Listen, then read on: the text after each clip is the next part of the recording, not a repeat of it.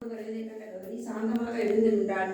பரசுராமன் சிரத்தோடு வந்து கௌரியின் முன் நின்றாள். கௌரி தன் அண்ணனை பார்த்து, அண்ணா, நான் என் அன்பு தங்கை அல்லவா, கோபப்பட வேண்டாம். நான் நம் அத்தையின் மகன்களான திருமணம் செய்து கொள்ள ஆசைப்படுகிறேன். நீயே எனக்கு இந்த திருமணத்தை செய்து வைக்க வேண்டும் என்று கெஞ்சினாள். தங்கையின் அன்பு சொற்களை கேட்ட பரசுராமன் தன் கோபத்தை குறைத்துக் கொண்டு மலிசெட்டிகளை பார்த்து, நீங்கள் ஏன் என் தங்கையை சிறையெடுத்து வந்தீர்கள் என்று கேட்டாள். அவர்கள் நடந்ததை கூறி ஜம்பண்ணா தன் தாய் தத்தைக்கு செய்த கொடுஞ்செயலின் தாயின் வருத்தத்தை போக்கவே தாங்கள் அவ்வாறு செய்தார் கூறினார்கள்.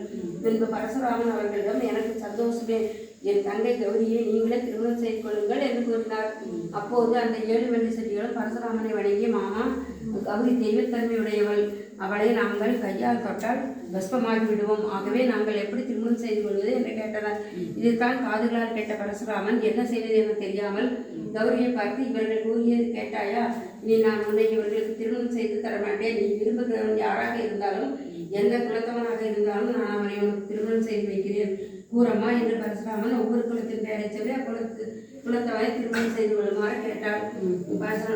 బాపరవాడి ఇంటికి నువ్వు పొయ్యేవా గౌరమ్మ, బాపరవాడి ఇంటికి నువ్వు పొయ్యేవా గౌరమ్మ, బాపరవాడి ఇంటికి నేను పోలేదు, పచ్చి ఒడ్లు ఎత్తి నేను నాయన్న తంచరాపదు నాయన్న, కమ్మవారి ఇంటికి నువ్వు పొయ్యేవా గౌరమ్మ, కమ్మవారి ఇంటికి నేను పోలేదు నాయన్న, కమ్మవారి కాంపుదనం నాకు చెయ్య తెలియదు నాయన్న, గెవెండిరాలి ఇంటికి నువ్వు పొయ్యేవా గౌరమ్మ, గెవెండిరాలి ఇంటికి నేను పోలేదు నాయన్న, ముక్కు జొన్నలు ఎత్తి నేను నాయన్న తంచరాపు నాయన్న, కుమ్మరవాడి ఇంటికి నువ్వు పొయ్యేవా గౌరమ్మ, కుమ్మరవాడి ఇంటికి నేను పోలేదు నాయన్న, సల్లికుండలు ఎత్తి నేను செய்யலாப்பு நாயனா என்று கூறினாள்.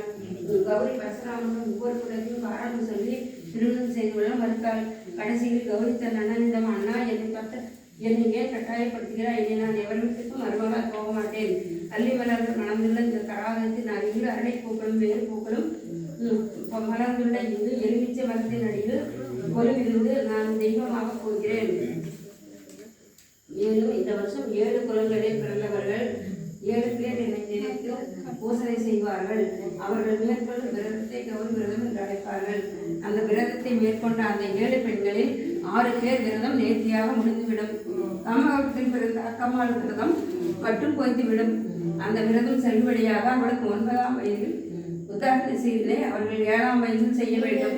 அது தவறினால் 9ஆம் வயதில் செய்ய வேண்டும். அது தவறினால் 11ஆம் வயதில் செய்ய வேண்டும்.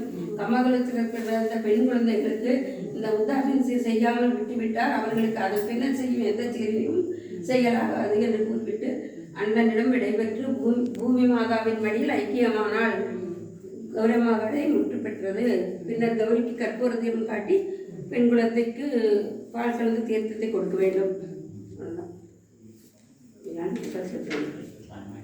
బాపనాడి ఇంటికి నేను పోయేవా గౌరమ్మ, బాపనాడి ఇంటికి నేను పోలేదు నాయన్న.